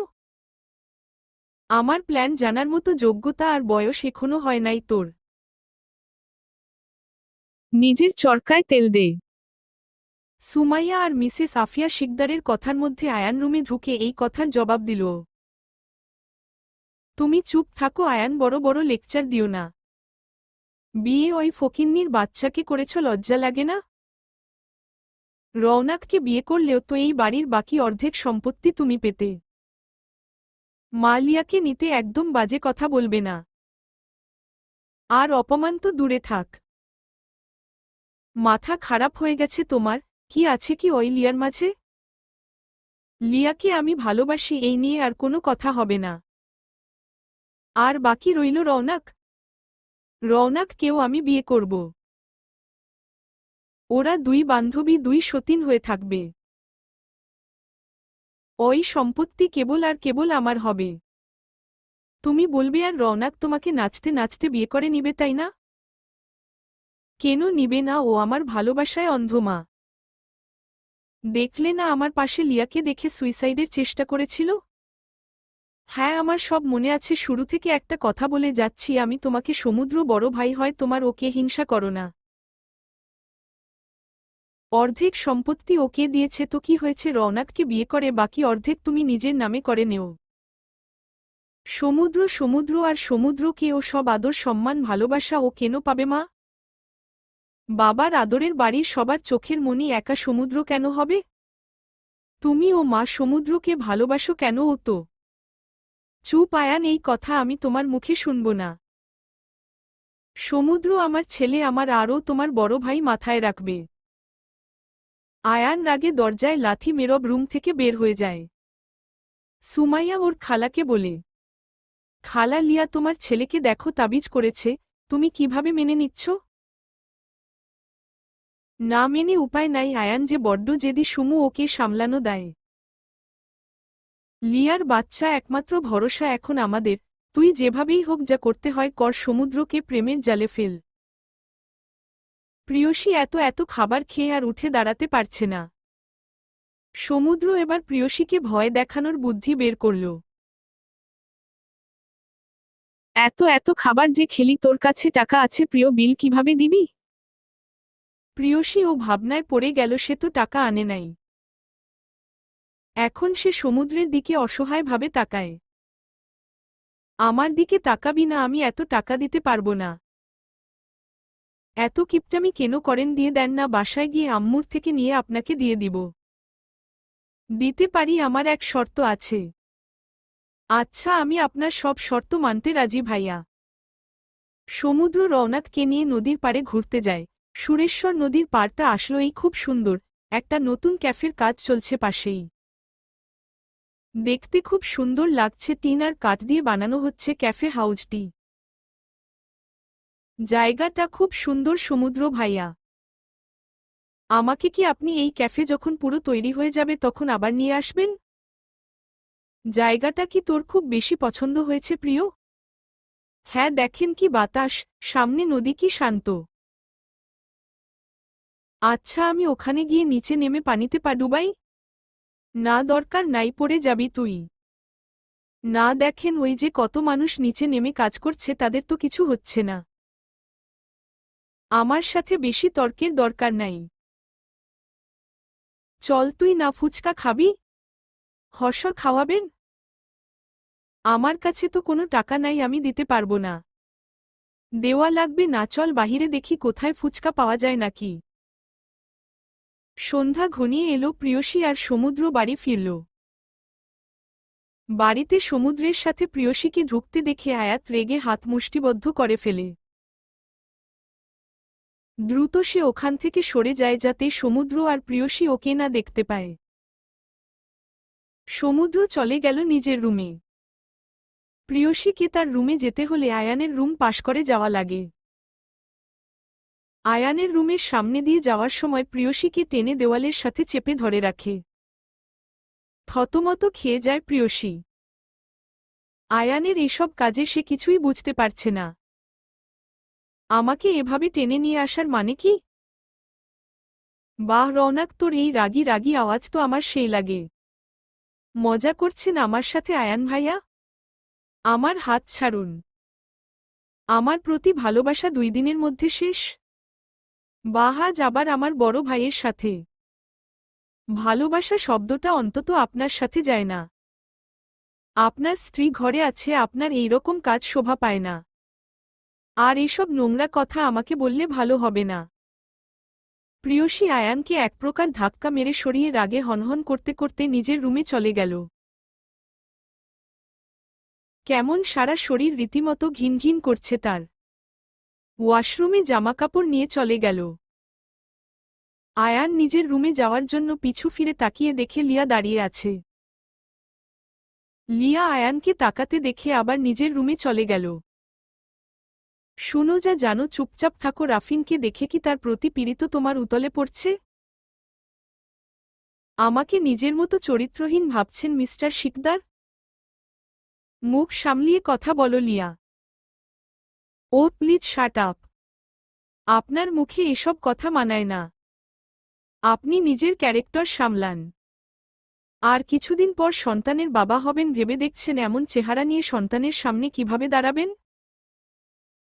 তুমি তোমার সীমা ছাড়িয়ে যাচ্ছ লিয়া। আমাকে রাগিও না, ফল ভালো হবে না। যা খারাপ করার আমার সাথে তো আপনি করেই ফেলছেন, আর কি করবেন? আর কিছু বাকি নাই। কিন্তু এমন দিন আসবে আপনি পস্তাবেন, খুব করে পস্তাবেন। আয়ান সোজা খাটে গিয়ে শুয়ে পড়ল। এখন নিজের রাগ কন্ট্রোল করা লাগবে। লিয়ার সাথে তর্ক জড়িয়ে তাকে উত্তেজিত করলে বাচ্চার ক্ষতি হবে। লিয়া সোফায় বসে কান্না করতে লাগল। এভাবে কারো জীবন চলতে পারে না। প্রিয়সী গোসল সেরে এসে কম্বল জড়িয়ে বসল। শীত লাগছে তার। এই বাড়ি থেকে যেতে পারলে বাঁচে সে। কিন্তু বড় আব্বু তো যাওয়ার পারমিশন দিল না। কিছু একটা করতে হবে, এভাবে চলতে পারে না সব কিছু। এক বাসায় এই জঘন্য লোকের সাথে থাকা যায় না। লিয়া উঠে ধীরে ধীরে সমুদ্রের রুমে গেল। লিয়াকে এই সময় নিজের রুমে দেখে আশ্চর্য হয়ে গেল সমুদ্র। কি ব্যাপার লিয়া, কিছু কি হয়েছে? না ভাইয়া, কিছু হয় নাই। তাহলে এই সময় তুমি আমার রুমে? আমি কিছু কথা বলতে চাই আপনাকে ভাইয়া। আচ্ছা বলো। ভাইয়া, আমি আয়ানকে ডিভোর্স দিতে চাই। আমি ওর সাথে আর থাকতে পারছি না। আর আমি আয়ানকে এসব বলার সাহসও পাচ্ছি না। আয়ান আমার মা আর ভাইকে নিজের কাছে আটকিয়ে রেখেছে। দেখো লিয়া, ডিভোর্স সবকিছুর সমাধান না। ভেবে দেখো, এখন তুমি একা না। বাবুরে তো আয়ান তোমাকে দিবে না। সেও এই বাচ্চার বাবা, সে তো তার অধিকার ছাড়বে না। আমি কিছু জানি না ভাইয়া, আপনি কিছু একটা করুন। আপনার মা আর ভাইয়ের আমাদের নিয়ে যেই খেলা শুরু করেছে তা অনেক ভয়ঙ্কর। উনি আয়ানের সাথে আবারও প্রিয়সীর বিয়ে দিতে চাচ্ছেন। আর আয়ান ও রাজি। আমার জীবন যেভাবে নষ্ট হলো, আমি চাই না আমার বেস্ট ফ্রেন্ডের জীবনটাও এইভাবে নষ্ট হোক। আয়ান অনেক ভয়ঙ্কর ভাইয়া, নিজের উদ্দেশ্য হাসিল করতে কাউকে মেরে ফেলতেও দুবার ভাববে না। সমুদ্র অবাক হয়ে তাকিয়ে আছে লিয়ার দিকে। মেয়েটা নিশ্চুপ কান্না করে যাচ্ছে। হেঁচকি উঠে গেছে তার। সমুদ্র বেশি অবাক হল তার মায়ের কথা শুনে। সে কি ঠিক শুনেছে তার মা এমন জঘন্য কোনো কাজ করতে পারে? শান্ত হও লিয়া, তোমার এই অবস্থায় এমন অস্থির মানায় না। এক কাজ করো, গিয়ে রেস্ট নেও, আমি দেখছি কি করা যায়। লিয়া সমুদ্রের কথায় ভরসা পেল। সমুদ্রের মাথা কাজ করছে না, কি করবে। উঠে সে তার বাবার মায়ের কাছে গেল। আম্মু, আসব? হ্যাঁ বাবা, আয় তুই। তোর কি পারমিশন নেওয়া লাগে? আমি কিছু কথা বলতে চাচ্ছি বাবা তোমাদের।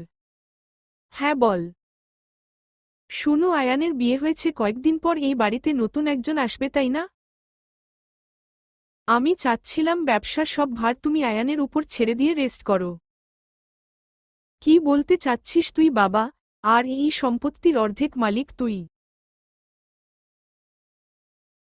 আমার নামের সব সম্পত্তি আমি আগেই তোকে দিয়ে দিয়েছি। এইটাই তো অন্যায় করছো তুমি বাবা। আমার কথায় কষ্ট পেও না বাবা। আমি যেমন তোমার সন্তান আয়ান ও ঠিক তেমন। তাহলে আমাদের দুজনকে তোমার সমান চোখে দেখা উচিত। তুমি কিভাবে তোমার নামের সব আমাকে দিয়ে দিল? আয়ান কি পেয়েছে বাবা, ওরও অধিকার আছে। শিকদার বাড়ির একমাত্র বংশধর তুই সমুদ্র। আর এসব সবেই শিকদার বাড়ির রক্ত হিসেবে তোর পাওয়ার কথা। তাহলে বাবা আজ আমারও বলার কথা আয়ান যেমন তোমার ছেলে না তেমন আমিও তো আম্মুর ছেলে না। সেই হিসেবে আম্মুর ও আমাকে লালন পালন করা উচিত হয় নাই। আমাকে সে আয়ানের থেকে বেশি ভালোবাসা দিয়েছে, এটাও তার উচিত হয় নাই। তোমার ভাবনা আর কাজের জন্য আয়ানের এই অবস্থা। সমুদ্র, তুই তোর বাবার সাথে এভাবে কথা বলবি না। উনার যা ভালো মনে হয়েছে তিনি তাই করেছে। এইসব বলার কোনো মানে নাই। কিভাবে বাদ দিব আম্মু? তুমি আমাকে কোনো স্বার্থ ছাড়াই ভালোবেসে গেলে। আর আব্বু কেন পারল না আয়ানকে আমার মতো করে দেখতে? ছোট থেকে সব আমি পেয়েছি, আয়ান কিছু পায় নাই। বাবা তার খোঁজও রাখে নাই। আফিয়া শিকদার কান্না করছে, সে যেমন হোক সমুদ্রকে সে অনেক ভালোবাসে। সমুদ্রের জন্য তার ভালোবাসা আদর স্নেহ কম ছিল না। কিন্তু তার বাবা আয়ানের প্রতি সেই সমান দায়িত্ব পালন করতে পারে নাই। আজ এত সবকিছুর জন্য দায়ী একমাত্র সমুদ্রের বাবা। সে যদি আয়ানকে সমুদ্রের মতো ভালোবাসা দিত তাহলে আয়ানের মনে সমুদ্রের প্রতি এত তিক্ততা এসে জমা হতো না। সব কিছুর লিমিট থাকে। ছোটবেলা থেকে আয়ানের প্রতি এমন ব্যবহার করায় তার মন বিষিয়ে গেছে, তাই তো সমুদ্রকে ঘৃণা করে। আমার কথায় কষ্ট পেয়ে থাকলে ক্ষমা করে দিও, কিন্তু এটাই তোর কথা ভুল নয় সমুদ্র, আমি অন্যায় করেছি তাই আয়ান এমন হয়েছে। তুই যা ভালো মনে করিস তাই কর। দরকার নাই সমুদ্র, তোমার নামে যা আছে তোমার থাকুক। আয়ানকে দিতে হবে না। আমি তোমাকে আয়ানের এর থেকেও বেশি ভালোবাসি। আমি জানি আম্মু তুমি আমাকে ভালোবাসো। আমিও তোমাকে অনেক ভালোবাসি। এই সম্মতির জন্যেই না তুমি আমার প্রিয়সীকে আমার থেকে আলাদা করে আয়ানের সাথে বিয়ে দিতে চাও, যাতে আয়ান ওর ভাগের সম্পত্তি পায়? আমার প্রিয়সীকে হলেই হবে, আর কিছু চাই না। রাতে উকিল আসবে, তোমরা উপস্থিত থেকো, ঠিক সময়ে আমি আসি। সমুদ্র যাওয়ার পথে তাকিয়ে থাকে তার বাবা মা। তাদের দুজনের মনেই আজ পাহাড় সমান অপরাধবোধ। দুজন সমান অপরাধী। শিকদার বাড়ির প্রতিটা মেম্বার আজ ড্রয়িং রুমে উপস্থিত। প্রেগন্যান্ট লিয়াও সেখানে এসে দাঁড়ায়। তা দেখে প্রিয়সী উঠে দাঁড়িয়ে তাকে বসতে দেয়। আমাদের আজ এখানে ডাকার কারণ কি সমুদ্র আমাদের বলবে? হ্যাঁ অবশ্যই চাচ্চু, জানাব। আশা করি আপনি আমাকে বিশ্বাস করেন। তোকে বিশ্বাস করব না তো আর কাকে করব বাবা? তাহলে বসো, একটু অপেক্ষা করো। প্রিয়সীর বাবা আর সমুদ্রের কথোপকথনে আয়ান বিরক্ত হচ্ছে। আয়ান চেয়েও কিছু বলতে পারছে না। কি এমন কাজ যে সবাই চুপচাপ আছে? তখনই একজন উকিল বাড়িতে আসলো। সরি সমুদ্র, আমার আসতে একটু লেট হয়ে গেল। It's okay mister Minhaj. এবার আপনার যা কাজ করার তা শুরু করুন। সব রেডি করাই আছে, শুধু আপনাদের সাইন করলেই হবে। প্রিয়সী এতক্ষণ চুপচাপ থাকলেও এবার জিজ্ঞেস করল, এসব কিসের কাগজপত্র, আর সবাই সাইনই বা কেন করবে? এটা আমার নামের সম্পত্তির কাগজ। আমার নামে যা যা বাবা দিয়েছেন আজ আমি তা সবকিছু আয়ানের নামে দিয়ে দিচ্ছি। সমুদ্রের কথায় ওর বাবা মা বাদে পরিবারের সবাই আশ্চর্য হয়ে গেল। সমুদ্র কেন এসব করছে? আয়ান তো আকাশ থেকে পড়ছে বলে মনে হচ্ছে। এসব কি বলছো ভাইয়া? আমি কেন তোমার নামের সম্পত্তি নিব? এই সম্পত্তি তোমার বাবার, তাই এর উপর অধিকারও তোমার। আমার একার বাবা না, তোর ও বাবা আয়ান। সে হয়তো সে ভুল করছে, তাই বলে মা যেমন আমাদের দুজনের বাবাও সেইম। আর আমার যা সিদ্ধান্ত নেওয়ার আমি নিয়ে নিয়েছি। কারো কোনো আপত্তি আছে? কেউই কিছু বলল না। কারণ যার সম্পত্তি সে নিজে দিয়ে দিয়েছে তাতে অন্য কেউ কি বলবে? আর সবথেকে বড় কথা, সমুদ্র কিছু না ভেবে কিছু করে না। আয়ান আর কিছু বলল না। এত সম্পত্তির মালিক সে একা হবে এসব ভেবেই খুশিতে তার চোখ চিকচিক করে উঠল। কিছু না করেও সব তার নিজের হচ্ছে, এর থেকে ভালো আর কি হবে? আয়ানের নামে সব লিখে দিল সমুদ্র, আর বাকি সবাই শুধু নির্বার শ্রোতা। তখন একজন হুজুর টাইপ লোক আসল। ছোট আব্বু, আমি জানি তুমি আমাকে খুব ভালোবাসো। মনে আছে তুমি আমাকে কি ওয়াদা দিয়েছিলে? আজ তোমাকে তোমার ওয়াদা পূর্ণ করতে হবে। আমাকে আমার আমানত ফিরত দিতে হবে। আমার সব মনে আছে রে। আমাকে ক্ষমা করে দিস, আমি তোর আমানতের খেয়ান্ত করতে যাচ্ছিলাম। আমার কোনো আপত্তি নাই যদি প্রিয়সী রাজি থাকে। প্রিয়সী ওর বাবা আর সমুদ্রের কথায় অবাক হয়ে বোকার মতো তাকিয়ে আছে। কি বিষয়ে কথা হচ্ছে তা তাদের বোধগম্য হচ্ছে না। প্রিয়সীর মা মেয়ের দিকে তাকিয়ে আছে। সে সিদ্ধান্ত নিল মেয়েকে জানাবে। মেয়ের হাত ধরে ওখান থেকে চলে গেল বাড়ির ভিতরে। এর মধ্যে ওখানে সমুদ্র ও বাকি সব পেপার চেক করে নিল। অনেকক্ষণ পর যখন প্রিয়সীকে নিয়ে ওর মা আসেন, প্রিয়সী তখন নিশ্চুপ, নিচের দিকে মাথা দিয়ে দাঁড়িয়ে আছে। প্রিয়সীর মা জানাল সে বিয়েতে রাজি। সমুদ্র আর প্রিয়সীর বিয়ে পড়ানো সূর্য হল। আয়ান শুধু নির্বাক শ্রোতা হয়ে দাঁড়িয়ে আছড়। আজ সে জিতেও হেরে গেল। সমুদ্র সম্পত্তি দিয়ে মেইন জিনিস নিয়ে গেল। হাতের কাগজ মুষ্টিবদ্ধ করে রাখল। আয়ানের অবস্থা দেখে মৃদু হাসল লিয়া। দেখুক কেমন লাগে যখন নিজের অতি প্রিয় জিনিস না চাইলেও হারানো লাগে। রাফিন একদৃষ্টিতে লিয়ার দিকে তাকিয়ে আছে। লিয়াকে দেখতে খুব সুন্দর লাগছে। প্রেগন্যান্সির জন্য হয়তো লিয়ার চেহারায় এত লাবণ্যময় লাগছে। কি গুলুমুলু লাগছে মেয়েটাকে। চোখের কোণে এসে পানি ভিড় জমাতে শুরু করল। দৃষ্টি ঝাপসা হতে লাগল রাফিনের। আজ হয়তো আয়ানের জায়গায় তার থাকার কথা ছিল। আজ লিয়ার গর্ভে আয়ানের সন্তান না রাফিনের হতো। কিন্তু সব কি আর চাইলেও পাওয়া যায়? লিয়া রাফিনের ভাগ্যে ছিল না, তাই আজ সে অন্য কারো। চোখ থেকে গড়িয়ে পড়া পানি হাত দিয়ে মুছে ফেলল সে। সমুদ্র আর প্রিয়সীর বিয়ের পরে সমুদ্র সবাইকে জানায় তার চাকরি না হওয়া অবধি তারা এই বাড়িতে থাকবে। সমুদ্রের এহেন কথায় বাড়ির কেউ রাজি না। প্রিয়সী, আমি চাইছি তুই তোর নামের সব রাফিনকে দিয়ে দিবি। আজ থেকে তুই আমার স্ত্রী। আমি চাই তোর স্বামী যতটুকু আছে ততটুকুই তোর হবে। আর যদি তুই চাস এই শিকদার বাড়িতে থাকতে তাহলে আমার আপত্তি নাই। কিন্তু আমি এই বাড়িতে থাকব না।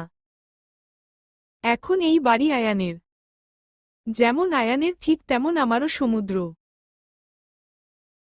তুমি আর প্রিয়সী কোথাও যাস না বাবা।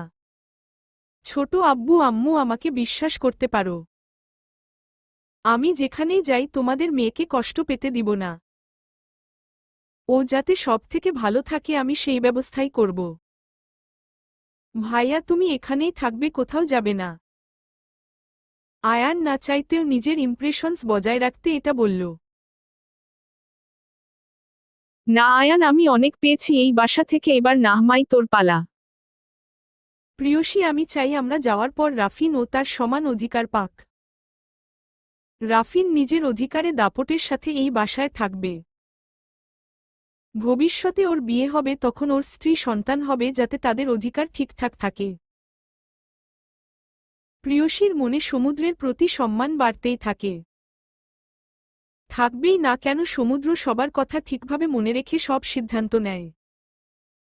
আমার কোনো সমস্যা নাই। আমার কোনো কালেই এসবের প্রতি আগ্রহ ছিল না। শুধু দাদু আমাকে এসব দিয়ে যায়। আমিও চাই সবকিছু আমার ভাইয়া পাক। আমার ভাইয়া আমাকে খুব ভালোবাসে, আমিও বাসি। কথা বলতে বলতে রাফিনের কাছে গিয়ে কান্না করে দেয় প্রিয়সী। কেন কান্না পাচ্ছে তার সে জানে না। হয়তো এই ভাইয়ের থেকে দূরে যেতে হবে এই কথা ভেবে। এটাই যে নিয়তি। রাফিনের বিয়ের কথা শুনে লিয়ার বুকটা ধক করে উঠল। উঠবেই বা না কেন? নিজের সামনে নিজের ভালোবাসা অন্য কারো হবে এমন কথায় তো কষ্ট হবেই। কিন্তু লিয়া, সেও তো অনেক আগে রাফিনকে ঠকিয়েছে। সে তো আয়ানের মোহে আটকে রাফিনকে ধোঁকা দিয়েছিল। আয়ান তো একা দোষী না। লিয়ার ইচ্ছা না থাকলে আয়ানের একা এতদূর আগানো কখনোই হতো না। সুমাইয়া নিজের বান্ধবীর জন্মদিনে গিয়েছিল। সে যখন এসে জানবে সমুদের বিয়ে হয়ে গেছে, তখন কি হবে? সবাই যে যার কাজে ব্যস্ত, আজ হুট করে যে এভাবে বিয়ে হয়ে যাবে কেউ ভাবে নাই। প্রিয়সী নিজের রুমের দরজা আটকে বসে আছে। প্রিয়সীর মা আর সমুদ্রের মা রান্নাঘরে রান্না করতে ব্যস্ত। আয়ান যেন কোথায় বেরিয়ে গেছে। ড্রয়িং রুমে সোফায় বসা লিয়ার সামনেই রাফিন। এভাবে বসে থাকতে লিয়ার খারাপ লাগছে, কিন্তু হুট করে দাঁড়াতে পারে না। এত বড় পেটুনি তাড়াহুড়া করে দাঁড়ানো যায় না। রাফিন এতক্ষণ ধরে লিয়ার হাঁসফাঁস করা দেখছে। নিজের নীরবতা ভেঙ্গে রাফিন বলল, কেন আমার সাথে প্রতারণা করলে লিয়া? আয়ানের মাঝে কি এমন দেখলে যে আমার কথা ভুলে গেলে? আমাকে কি ভালোবাসো নাই কখনো? আমাকে ভুল বুঝো না রাফিন, আমি তোমাকে ভালোবাসি। কিন্তু আমার মতিভ্রম হয়েছিল। তাই তো আমি কিচ্ছু না ভেবে আয়ানের ফাঁদে পা দেই। বাহিরের চাকচিক্যের মোহে পড়ে যাই আমি। আমাকে ক্ষমা করে দিও, নিজের লাইফে এগিয়ে যাও রাফিন। আমার জন্য এতটা ভাবার জন্য ধন্যবাদ তোমাকে। আসো আমি তোমাকে দাঁড়াতে হেল্প করি, এখানে আর কেউ নাই। রাফিন লিয়ার অনুমতির অপেক্ষায় থাকল না। লিয়ার হাতের কবজি ধরে দাঁড়াতে সাহায্য করল। লিয়া ধীরে ধীরে এক এক সিঁড়ি বেয়ে উঠছে, আবার থেমে যাচ্ছে। বুঝাই যাচ্ছে তার কষ্ট হচ্ছে এভাবে। দাঁড়িতে থেকে আবারও আরেক সিঁড়ি উঠল। এভাবে উপরে উঠা লিয়ার কাছে অনেক টাফ লাগছে। এক পা উপরে দিয়ে ভারসাম্য হারিয়ে সিঁড়ির দিয়ে নিচে পড়ে গেল লিয়া। গগন বিদারী চিৎকার দিয়ে উঠল সে। রাফিন লিয়ার চিৎকার শুনে দৌড়ে লিয়ার কাছে যায়। লিয়া অসহ্য ব্যথা আর যন্ত্রণায় ছটফট করছে। সারা ফ্লোর রক্তে ভেসে যাচ্ছে। বাড়ির সবাই প্রিয়সী ও দৌড়ে আসল। আমার বাচ্চাকে বাঁচাও রাফিন, আমাকে হাসপাতালে নিয়ে চলো। রাফিন চুপচাপ পাথরের মতো বসে আছে। লিয়ার করুণ আর্তনাদ তার কানে পৌঁছানো মাত্র তার হুঁশ আসে। সে পাজা কোলে করে আগাতেই বাড়ির সবাই সাথে যায়। বাড়িতে রাফিন বাদে কোনো পুরুষ নাই। রাফিন গাড়িতে পিছের সিটে রাখে, সেখানে প্রিয়সী আর তার মা বসল। আর আফিয়া শিকদার রাফিনের পাশে বসল। সবাই খুব চিন্তিত। আফিয়া শিকদার যতই লিয়াকে অপছন্দ করুক না কেন, লিয়ার অবস্থা তেমন ভালো না। লিয়া, চোখ খোল আর একটু কষ্ট কর, আমরা হাসপাতালে যাচ্ছি। প্লিজ চোখ খুলে রাখো।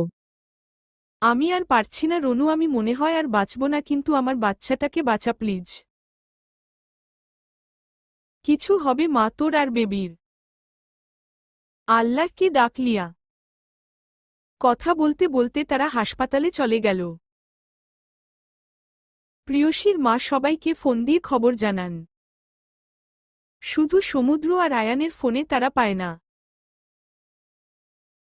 লিয়াকে অটিতে নিয়ে যাওয়া হয়েছে। রক্ত লাগবে তা আফিয়া শিকদার দিবে বলে ঠিক করেছে। লিয়ার অবস্থা তেমন ভালো না, সিজার করতে হবে তার। সবাই চুপচাপ বসে বসে আল্লাহকে স্মরণ করে যাচ্ছে। ঘণ্টাখানেকের মধ্যে সমুদ্রের বাবা আর প্রিয়সীর বাবাও সেখানে উপস্থিত হয়। নার্স একটি বাবুকে কোলে নিয়ে আসে। লিয়ার ছেলে বাবু হয়েছে। তবে উপর থেকে পড়ায় বাচ্চাটা মাথায় ভালোই চোট পেয়েছে, তাই তাকেও শিশু ওয়ার্ডে ভর্তি করে রেখেছে। লিয়ার এখনও জ্ঞান ফিরে নাই। আয়ান আর সমুদ্র ও হাসপাতালে চলে এসেছে। আয়ানের চোখ ফোলা, মেবি কেঁদেছে তাই। হন্তদন্ত হয়ে কেবিনে ঢুকে পড়ল সে। লিয়ার পাশে বসে তার হাত ধতে কেঁদেই যাচ্ছে। আয়ানের মতো মানুষ ভালোবাসতে জানে, তা কি বিশ্বাস হয়? স্ত্রীর এমন অবস্থায় সে যে ভেঙে পড়েছে। মা, ও মা, আমার বেবি কেমন আছে? আর লিয়া চোখ খুলছে না কেন মা? ওরে তাকাতে বলো। দেখো আমার বুকটা খালি খালি লাগছে। কাঁদে না আয়ান, লিয়া ঠিক আছে। আর তোর ছেলে বাবু হয়েছে, ওর একটু সমস্যা, এইজন্য ওকে চেকআপের জন্য রাখা হয়েছে বাবা। সব আমার দোষ, আমি কেন লিয়াকে একা ফেলে চলে গেলাম? আজ আমি থাকলে তো এটা হতো না আম্মু। আমি অনেক খারাপ আম্মু, আল্লাহ আমাকে এইভাবে শাস্তি কেন দিল? আমার বাচ্চাটা তো দোষ করে নাই, ও কেন এইভাবে কষ্ট পাচ্ছে? আয়ানের আহাজারিতে সবার মন খারাপ করে দিচ্ছে। আয়ান যতই খারাপ হোক না কেন, এমনটা কারোই মানার যোগ্য না। প্রিয়সী আর সমুদ্র এক জায়গায় বসেছিল। আপনি বাবুকে দেখবেন? হ্যাঁ আমি দেখব, তুমি দেখছ? না চলেন দেখে আসি। প্রিয়সী আর সমুদ্র চলে গেল বাবুকে দেখতে। বাবুটা কত ছোট আল্লাহ, সময়ের আগে দুনিয়াতে আসায় এখনও অনেক উইক দেখা যাচ্ছে বাবুকে। দেখতে দেখতে ১৬ দিন চলে গেছে। আয়ান, সমুদ্র আর প্রিয়সী একদিন হাসপাতালে বেশি ছিল। আয়ান একদিন অনেক শান্ত ছিল, কারো সাথেই বেশি কথা বলে নাই। এমনি লিয়া আয়ানের প্রতি আবারও দুর্বল হয়ে পড়েছে। আয়ানের এমন কেয়ারিং কান্না সবকিছুর জন্য। বাচ্চাকে কোলে নিয়ে আয়ানের সে কি কান্না! প্রতিটা মানুষ খারাপ হতে পারে, কিন্তু কোনো বাবা খারাপ হয় না। সন্তানের প্রতি ভালোবাসাও মিথ্যে হয় না। তা আয়ানকে দেখলেই বোঝা যায়। আজকে সবাই লিয়া আর ওর বাচ্চাকে নিয়ে শিকদার বাড়ি যাবে। বাচ্চার নাম রাখা সাধারণত ৭ দিনের দিন করে। বাবু অসুস্থ থাকায় তা ২১ দিনে করবে বলে সবাই ঠিক করেছে। শিকদার বাড়ির নতুন অতিথির আগমনে আবারও খুশিতে ভরে উঠেছে। প্রিয়সী লিয়ার সাথে কোনো কথা না বললেও সারাদিন বাচ্চাটার সাথে খুব দুষ্টামি করে। আকিকার সব আয়োজন আয়ান আর সমুদ্র মিলেমিশে করছে। বাড়ির সবার এটা দেখে খুব ভালো লাগছে। অবশেষে দুই ভাইয়ের মধ্যে ঝামেলার অবসান ঘটতে চলছে। এত খুশির মধ্যেও সবথেকে খারাপ আছে সুমাইয়া। এই খুশি যেন তার দু চোখের বিষ। প্রিয়সীর প্রতি সমুদ্রের ভালোবাসা কেয়ার দেখে জলে পুড়ে মরছে সে। অবশেষে নাম রাখার অনুষ্ঠানে বাচ্চার নাম রাখা হল লিয়ান শিকদার। নামটা অবশ্য প্রিয়সীর রাখা। আয়ান আর লিয়ার নামের সাথে মিলিয়ে রাখা হয়। সব অনুষ্ঠান শেষে প্রিয়সী আর সমুদ্র ঘুরতে যাবে বলে ঠিক করে রাখে। প্ল্যান অনুযায়ী তারা বেরিয়ে যায়। প্রিয়, আমাকে বিয়ে করে কি তোর কোনো আফসোস হয়? আফসোস কেন হবে আমার? আপনার মতো কাউকে পেয়েছি, সেটাই আমার ভাগ্য। তুই যে আমাকে ভালোবাসি না প্রিয়সী? আমি তো চাই প্রিয়সীর ভালোবাসায় ভেসে যেতে। কে বলেছে আপনাকে সমুদ্র যে প্রিয়সী আপনাকে ভালোবাসে না? কই, প্রিয়সী তো কখনোই আমাকে বলে নাই সে আমাকে ভালোবাসে। সমুদ্র যে মজা করছে তা তার এক্সপ্রেশন দেখেই বুঝে গেল প্রিয়সী। যা আপনি আমার সাথে মজা করছেন এটা একদম ঠিক না। আমি মজা করছি না। জানেন আমি আমার অনুভূতি বলতে পারি না। সব কথা গুছিয়ে সাজিয়েও বলতে পারি না। তবে আমি আপনাকে খুব ভালোবাসি। এই প্রিয়সীর ভালোবাসা আপনার প্রতি এক সমুদ্র সমান। এভাবে বললে কি আর নিজেকে ঠিক রাখা যায় যান? দেখে শুনে গাড়ি চালান আপনি, না হলে অ্যাক্সিডেন্ট হবে। প্রিয়সীর কথা শেষ হওয়ার আগেই এক ট্রাকের সাথে তাদের গাড়ির ধাক্কা খেয়ে যায়। সমুদ্র আর প্রিয়সী কিছু বুঝে ওঠার আগেই এমন হয়ে গেল। রক্তাক্ত দুটি হাত গাড়ির ভাঙ্গা দরজা দিয়ে বেরিয়ে আছে। গাড়ির উপরে ট্রাক উঠে যাওয়ায় দুজনের মাথা থেতলে গেছে। এদিকে শিকদার বাড়ির সবাই অ্যাক্সিডেন্টের খবর পেয়ে ছুটে গেল হাসপাতালে। সমুদ্র আর প্রিয়সীর ঘড়ি মোবাইল পেল তারা। আর এটা পেয়েই লাশ শনাক্ত করা হলো। বাড়ির সবাই খুব ভেঙে পড়েছে। আয়ান সবাইকে সামলে নেয়। অতঃপর প্রিয়সী আর সমুদ্রকে দাফন করা হয়। হেসে নাও, যত খুশি হওয়ার হয়ে নাও, আমরা আবার ফিরে আসব, তখন তোমরা ছাড় পাবে না। সব অন্যায়ের শাস্তি তোমরা পাবে। সমাপ্ত।